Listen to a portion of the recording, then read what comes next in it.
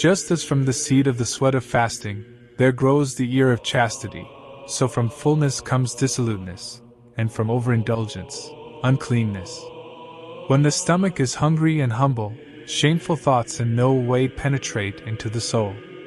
Every food that is taken in adds moisture to the body and naturally becomes a kind of strength within us. And when the bodily members, swollen by the tension that arises in the whole body, become filled, and then one happens to see something bodily, or something is involuntarily stirred in the heart together with a thought, then, from that thought something pleasant suddenly begins to move and spreads throughout the body. Although the mind of a chaste and pure man is strong in its thoughts, nevertheless through this sensation that arises in the members, his reasoning is immediately disturbed, and as if from a high place he descends from the station upon which he was standing, the holiness of his thoughts is shaken, and the radiant chastity becomes defiled by the turmoil of the passions that enter the heart through the inflamed members.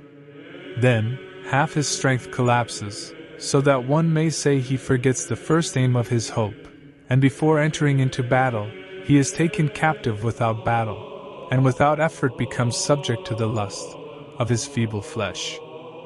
To all this, the will of a good man is compelled by the strong desire for continual fullness.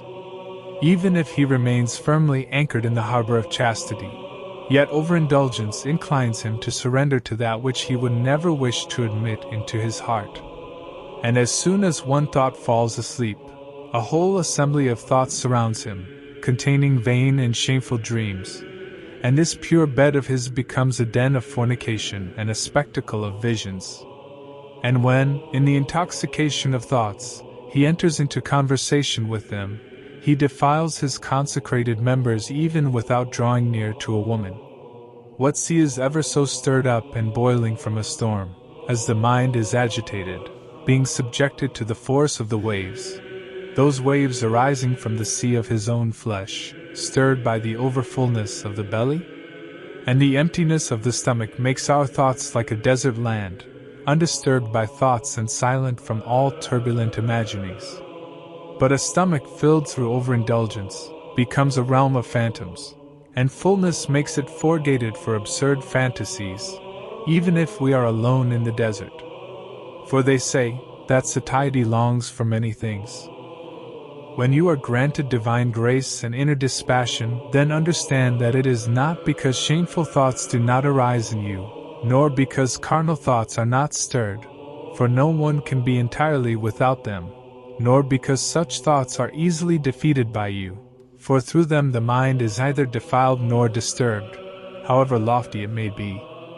Rather, it is because the mind, being occupied with better spiritual activity, is not left in the necessity of fighting with them and destroying them.